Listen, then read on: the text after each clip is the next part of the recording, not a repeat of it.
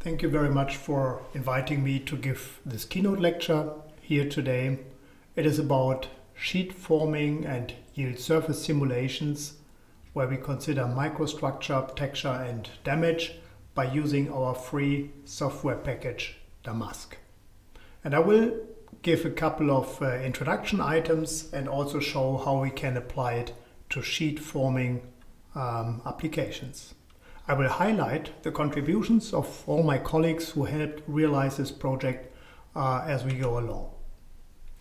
We all appreciate that the metals market globally is huge, so we talk more than 3,000 billion euros turnover every year. And many of these metallic products are of course subjected to sheet forming applications, and that is the core of what we can do with our DAMASK package. Sheet forming properties are requested at the macroscopic scale, be it in forming simulations or crash simulations or related questions. The defects, however, that realize certain deformation or texture effects live at the atomic scale. That means we have designed our software over the past 25 years in a way that it reflects and captures the interplay between the defects, the microscopic forming and mechanical properties, and the processing that leads to certain microstructure features. This is in our case very important, since we think that a quantitative digital twin in manufacturing and sheet forming simulation requires to capture really the microstructural features of metallurgical products and processes. So mass and energy are of course conserved quantities, but a very important lecture to take home in our field is that microstructure and properties are not conserved, and they are also not in a global equilibrium, but often only in a local thermodynamic and mechanical equilibrium. And that means that any digital twin, any simulation method of through process aspects or sheet forming simulation aspects require to be microstructure sensitive.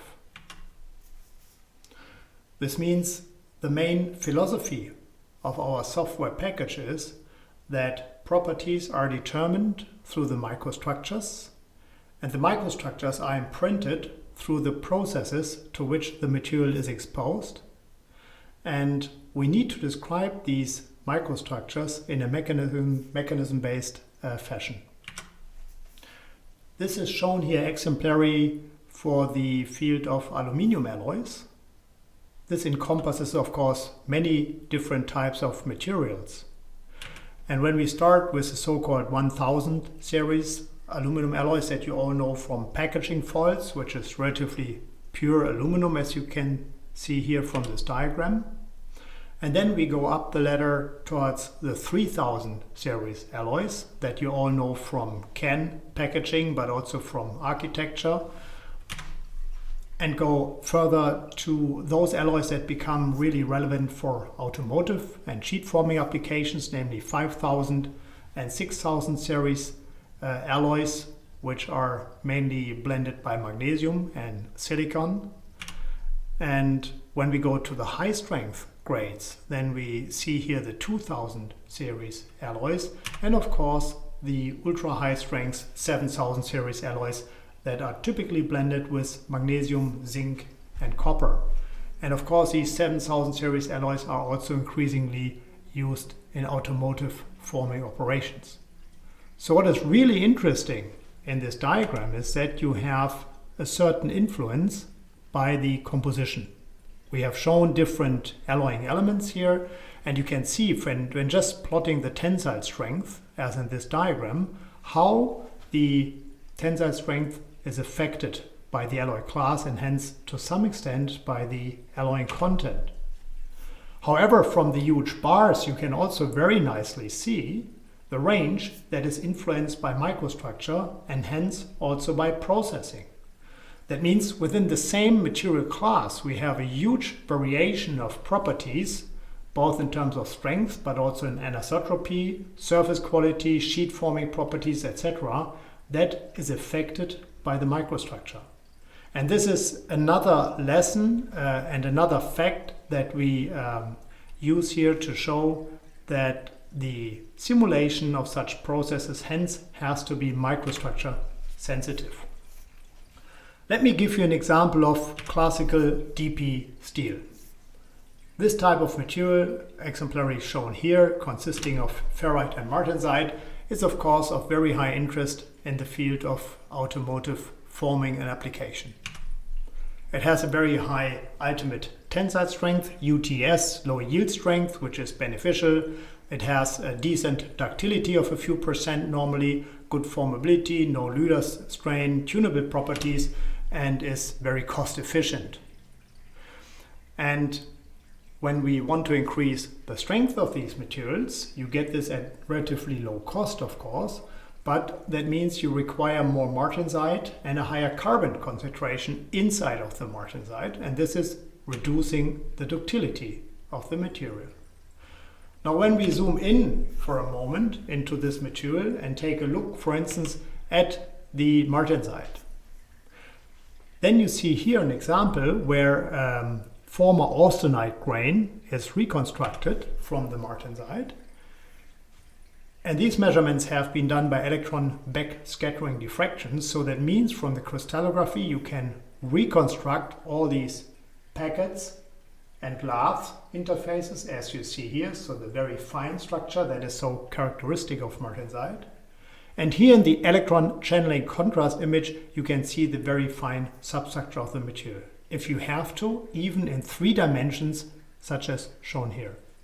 When you finally even resolve the microstructure in the transmission electron microscope, here edge on with all these fine features of the martensite lath lamella highlighted, and you overlay that even by an atomic scale measurement of the distribution of the carbon, then you also can see that the microstructure is not only incredibly complicated inside of the martensite, but also that the carbon is, other than typically assumed in martensite, not homogeneously distributed, but is decorating the lath interfaces. Now this is of course a very detailed view, and you could say, okay, why is that important for forming operations? And the reason is shown here. You have here a zoom in into such a martensitic nanostructure. You see here a coarse lath inside of the martensite, which is adjacent to a set of very fine lath that are produced later during the quenching. And when you expose that in situ to a tensile test, so a tensile test that is done inside of an electron microscope, you can see that such areas of high mechanical contrast initiate, for instance, damage during a forming operation. So this is just another area to which we later get back, namely to show that also if you want to predict the evolution of microcracks and damage during forming or during crash simulations, you need to consider the microstructure of the material. This is a very nice example from a collaboration effort that was funded by the German Science Foundation through the SFB 761 that was done in the Institut für Bildsame Formgebung by Markus Bambach and Gerhard Hirt at the University in Aachen. And it shows the comparison of a TWIP steel versus a DP steel. Now the TWIP steel, as you just saw before, has a very high integral below its stress-strain curve. And you would expect that it is a perfect material for such a crash box application. But surprisingly, you can appreciate here that the DP800 steel, with its much lower ductility compared to the TWIP steel, is actually performing much better in such a crash box application. So how do we have to understand that? The reason for this response becomes clear when you realize that in such a crash box application, only really the maximum loading points at these buckling areas are really loaded. And that means that you have only a very small area of the overall ductility shown here in the stress-strain diagram that you really use. That means the fact that the TWIP steel has such high elongation is not really exploited in such a type of application. So that brings us to the obvious and of course well-known fact that the energy absorption here depends on the material and of course on the design of the part. So again, we must really understand what kind of microstructure we have in the material.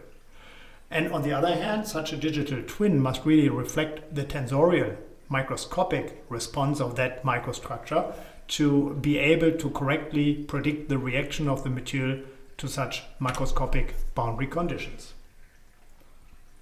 Now let us come to some aspects related to the simulation method. So we use the package DAMASK that we have developed over nearly 30 years now, and I'll show you an example how we applied an ICME, so Integration of Computational Materials Engineering approach, to the case of DP steel. First, we conduct a set of experiments to validate the program package. For that purpose, for instance, we can expose DP steel surfaces to silica patterns that give us a sufficient electron optical contrast. And then we can do tensile test experiments, as I've shown before, directly also inside of an electron microscope, or ex situ, do it in a tensile machine and then investigate it with these markers in an electron microscope subsequently.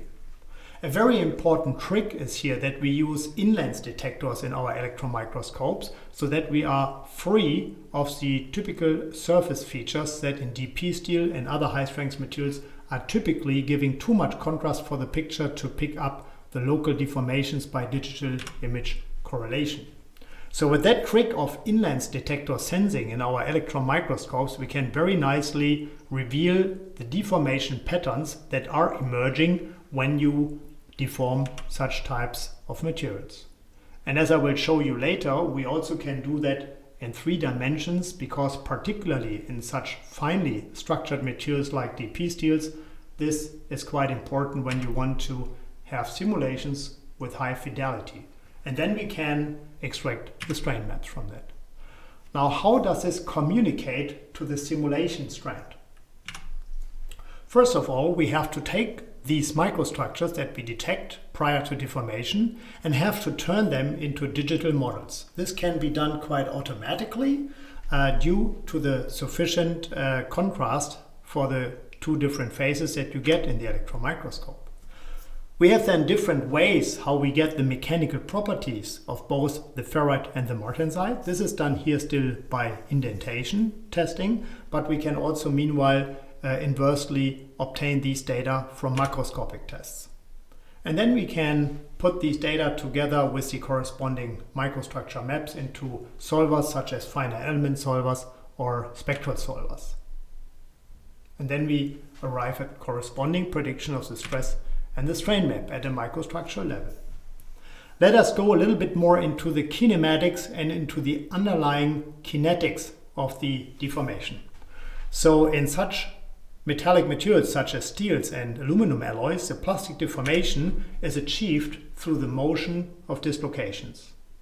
Just to remind you of the enormous quantities of these dislocations, when you have a cubic meter of crystalline metallic material, then you have up to 1 light year of dislocation length into such a cubic box. That means about 10 to 16 meters per cubic meter. When you see such shear steps as here at the surface of such a nice single crystal test, just to reveal the mechanism, you see these steps correspond to the activity of many such dislocations as you see them here. And in that so-called Urovan equation, you can translate that here through the gamma dot, which is a local shear rate written in the coordinate system of the respective glide system. You can express that in terms of the mobile dislocation density, the Burgers vector, and the velocity distribution of this dislocation population. Of course, in reality, in real polycrystals that you use in sheet forming, you have of course also interfaces like shown here, like grain boundaries, that are natural obstacles and reduce the mean free path of those dislocations and thereby enhance the flow stress of the material. In modern steels, you of course have also mechanisms of athermal nature, such as the so-called TRIP and TWIP effects, where TRIP stands for transformation-induced plasticity and TWIP stands for twinning-induced plasticity. Here's an in situ electron microscopical movie where you see when in such a TWIP steel martensite is formed, you create not just the martensite and the additional interfaces, but you also create huge populations of dislocations that you can see nicely here because of the misfit that is created by the martensite. Here you see a TWIP effect, and in this twin you can see a spatial confinement. You can see in the electron microscope during loading how the dislocations have now to expand inside of such a twin, which also confines their bow out length, and this gives a hyperbolic relationship between the stress increase and the internal length scale. So the basic kinematics is shown here for the individual slip systems. So the slip systems are activated due to reaching a certain local critical shear stress. And this local critical shear stress has to be, of course, calculated by the external loading, which is then translated into the glide system of the material. And in body-centered cubic material, like for instance ferritic steels or some of the martensite types, which are either tetragonal or cubic, you can have up to 48 different slip systems. So when we plot this in a so-called single crystal yield surface, such as shown here, and we only cut a two-dimensional section out of this single crystal yield surface, then you can appreciate how these kinematic lines look like when you only plot the 110, 111 glide systems, where 111 half is the Burgers vector and 110 is the first type of glide planes in body-centered cubic ferritic material. And then you can do the same thing for the 112, 111 glide systems, which also occur in ferrite, and you get an additional family of glide planes, as you see here. And when you even add the 123 111 glide planes, then you have a relatively homogeneous plastic flow in terms of the kinematics in each single grain. So this is the orientation dependence of the kinematics that you have at each orientation point in your mesh. When you have all of these systems active, then this is even a relatively isotropic response in BCC ferrite, as you see here from the von Mises ellipse. Now, how are all these constitutive aspects now acting together in our DAMASK simulation package that is shown here? We have the elastic anisotropy covered because you also need to calculate things such as a springback effect. We have the phase fractions covered. We have the defect dynamics that I showed you before. And we have here a coupling between the local microscopic shear rates and these internal shear carriers that I've mentioned before. This is a kinematics that I've shown you just on the slide before, how we translate now this into the local orientation factor, which is a duadic matrix of the Burgers vectors and these plane normals, also often referred to as Schmidt matrix. And then of course you need the orientation information that can be measured locally or in 2 dimensions, 3 dimensions, or just globally by XRD or synchrotron diffraction. These are standard techniques today.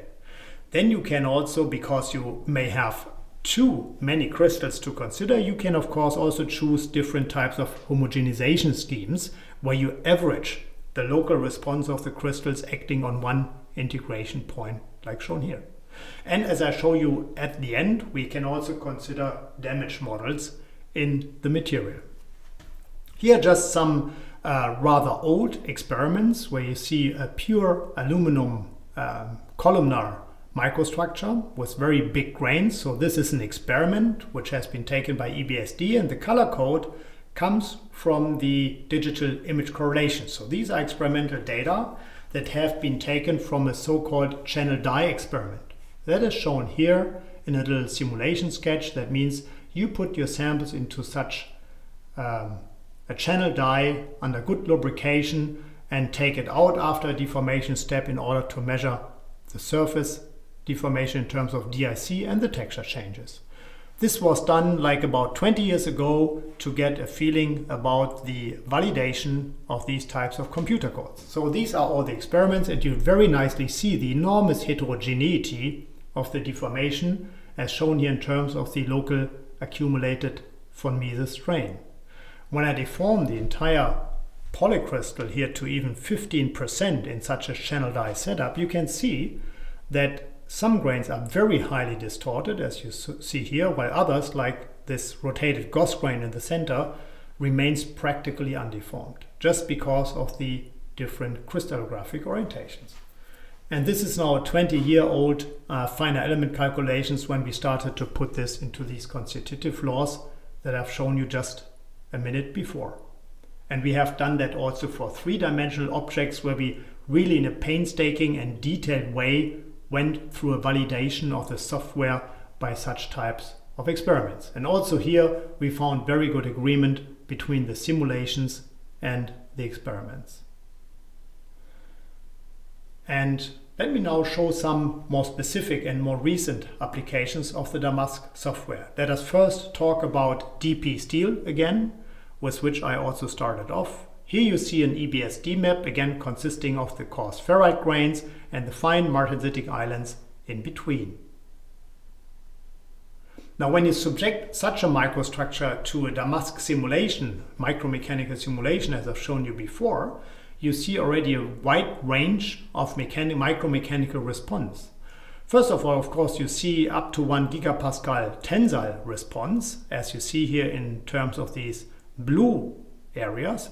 Surprisingly, however, you can also see some compressive regions, which are simply due to the fact that you have adjacent regions which are forming closer together, so that they put the material between them under a compressive load.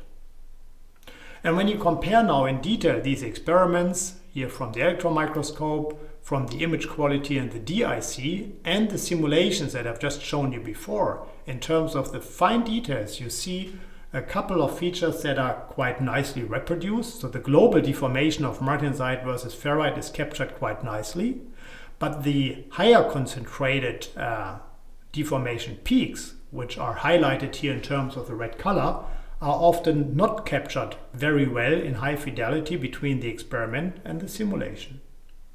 So that prediction was not very good.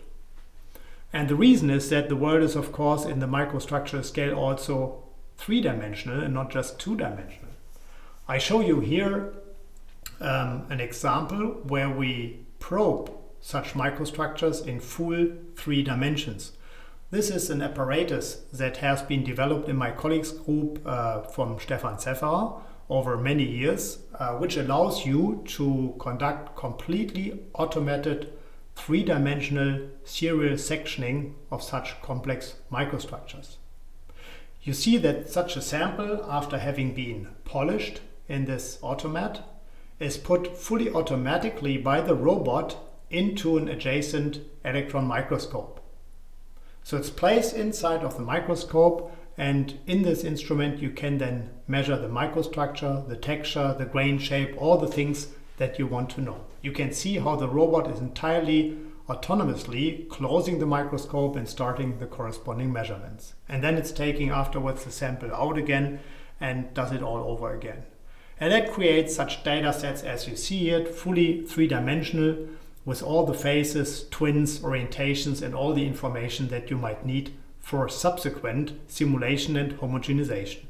So that is here again such an example taken on a DP steel. And when we put this now in a 3-dimensional form, due to the very fine martensitic islands, into a corresponding solver, we get the stress and the strain distribution also in full 3D. Again, these are of course relatively small chunks of material, but we need to know such validation testing in order to use these approaches as homogenization tools for large-scale, for instance, sheet forming operations. Now here you see such a 3-dimensional data set taken in the way that I've just shown you before. And here is a corresponding digital map that we created from it, of course, plus the corresponding orientations of the ferrite, but also with a full appreciation of the positions of the martensite. And now this is done subjected to a corresponding FFT spectral solver calculation with the DAMASK software, and you get a much higher fidelity simulation of the corresponding equivalent strain and equivalent stress. So that means for some of these really complex steel microstructures, it is quite relevant when you develop new homogenization tools that you are able to reflect certain three-dimensional features of the microstructures properly. Now let me show some recent examples from sheet forming simulations conducted with our DAMASK software package. Here we conduct a classical coupled mark simulation in a standard finite element solver, in a commercial solver, where we use one of our homogenization methods. So that means each integration point is representing such a chunk of material that I shown you before with an underlying homogenization method.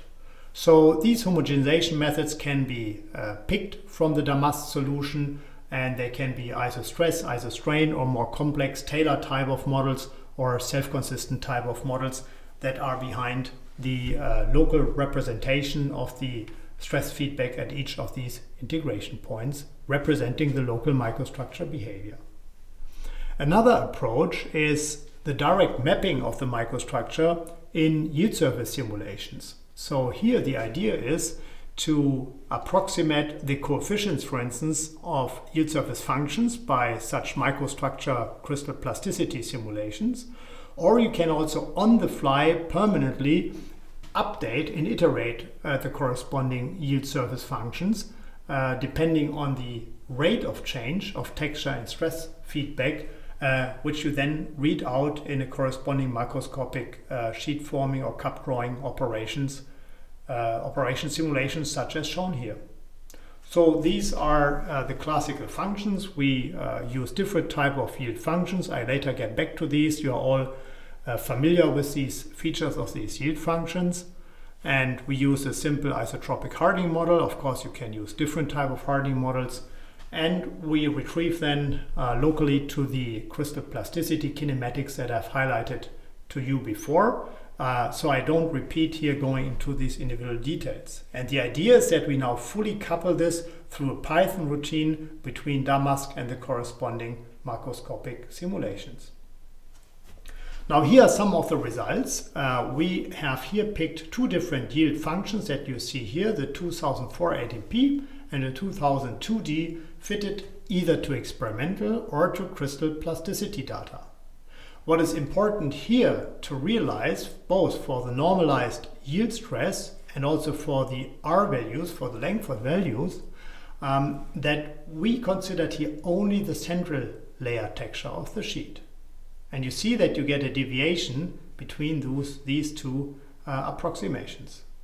When you now, however, use a complete texture, which, as you remember, in some of the materials, sheet materials, can be different between the surface and the center, you get a much better agreement between the two.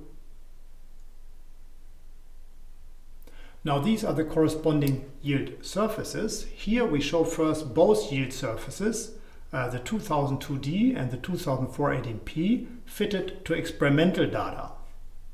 And of course as they evolve with the deformation. And here you see it now again fitted, but only to the central layer texture by using crystal plasticity calculations.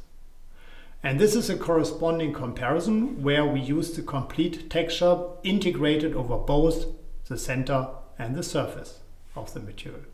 And these are the type of simulations that you can then obtain. This picture shows the deformed configuration and the equivalent plastic strain shown in terms of color code, simulated now with the yield 2002D. And this again considered only the central layer texture, just to show you the difference, what kind of microstructure feature you are considering. And here are also the final textures shown at three different important positions in the material after the cup drawing simulation. Now this is the same type of diagram, but now we did the simulation by again considering the complete crystallographic texture through all the main layers. That means mainly the surface and the center sheet layer. And here you see the same for another yield function for the 2004 18P, first starting with the central layer texture, and we did the same of course also for the full texture. Here's another example beyond the classical sheet forming that we can do the same, of course, for more complex operations or beam bending operations here with the DP steel. We then also again can zoom in and analyze the local micromechanical response from the underlying RVE. RVE standing for representative volume elements. This can be very important, for instance, when you want to better understand where failure or strain localization or stress localization in the material is formed. This is very important to better understand the micro damage that is evolving inside materials. So this is just a little bit of a projection of some very recent work. When we stay for a moment again in the world of the dual phase steels, then we have compiled here in this overview paper the martensitic volume fraction plotted against the ferrite grain size and compiled then the corresponding damage mechanism in these different areas, which can be either martensite cracking, which then leads to a fracture that is carried into the ferrite material, or martensite ferrite decohesion, as shown in this picture. And in this region you can get both depending on your underlying microstructure. So this is kind of a classification scheme that gives you a rough direction how your material will respond. And this can be really quantified over big chunks of material. And this is something that we can correspondingly reflect nowadays by the predicted hotspots, micromechanical hotspots at the regions of high mechanical contrast in such DAMASK simulations. We have also modified the software in the direction to consider a corresponding variation of the Allen-Kahn theory that is capable of simulating the gradual evolution of damage out of the microstructure. That is shown here in 2D and 3D sections, where you see how damage is evolving here out of the martensite fracture, then evolving and growing inside of the ferrite material, as you see here, until it starts really percolating through the material. And this is a 3D view of such results. So that means we are now capable in DAMASK to predict the local evolution of microstructurally initiated damage in complex engineering materials. Another very recent application is the connection between crystal plasticity through dislocations mainly and phase transformation. This is very important when it comes to the simulation of complex aluminium alloys, because in aluminium alloys, you remember, you have complex coarsening phenomena of the microstructure when you, for instance, expose the sheet to higher temperatures and you want to know how such morphological changes in the microstructure translate to hydrostatic stresses and to the formation of plastic strain. And that is done in a recent implementation in DAMASK where we combine plasticity, phase transformation, diffusion and Oswald ripening. This is realized in the underlying models by combining crystal plasticity with phase field and with Allen-Kahn type of simulations. So one last word about microtexture modeling. When you, for instance, want to do sheet forming simulations at very small dimensions or want to better understand the evolution of microstructure and microtexture inside of grains, we are currently working on a variety of different mesh refinement methods. That is shown exemplarily here. We start again from a representative grain microstructure, such as shown in terms here of the color codes, but with 3 different grain sizes, mesh sizes. And when we subject these different simulation boxes to a thickness reduction of about 50%, then you see that already in the highly refined grid, you see much finer details, of course, inside of the individual crystals emerging than compared, of course, to the coarse grid. And when you push that even a bit further to 75%, then you can see that when comparing the coarse grid simulation to the fine grid simulation and to the highly refined grid simulations, where we can refine the mesh on the fly, you see that you have a very highly resolved simulation that is meanwhile very hard to differentiate from an experiment. When we zoom in for a moment, you can really see these fascinating details out of a pure simulation emerging. So these are of course very fine details that you would typically not need in a sheet forming operation, but they can be very relevant, for instance, when you want to predict things like recovery, recrystallization, damage evolution, small-scale deformation effects, and related phenomena. And when we summarize some of these features, you are referred to the webpage of the DAMASK software package. Please remember it's entirely free and free of any costs. And we are happy to collaborate and talk to you about detailed application questions that you might have. And we have meanwhile many customers in university, in academia, and in the industry.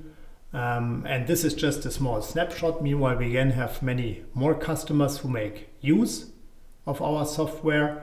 And you are also welcome to contact these companies regarding their experience. And in a little summary, let me remind you of the fact that this package contains damage evolution theory, phase transformation theory, and also sheet forming theory. So that you have a complete package that ranges from the microstructures towards implementation into large-scale forming operations. And with that, I would like to thank you very much for your kind attention, and I would be happy to take questions. Thank you very much.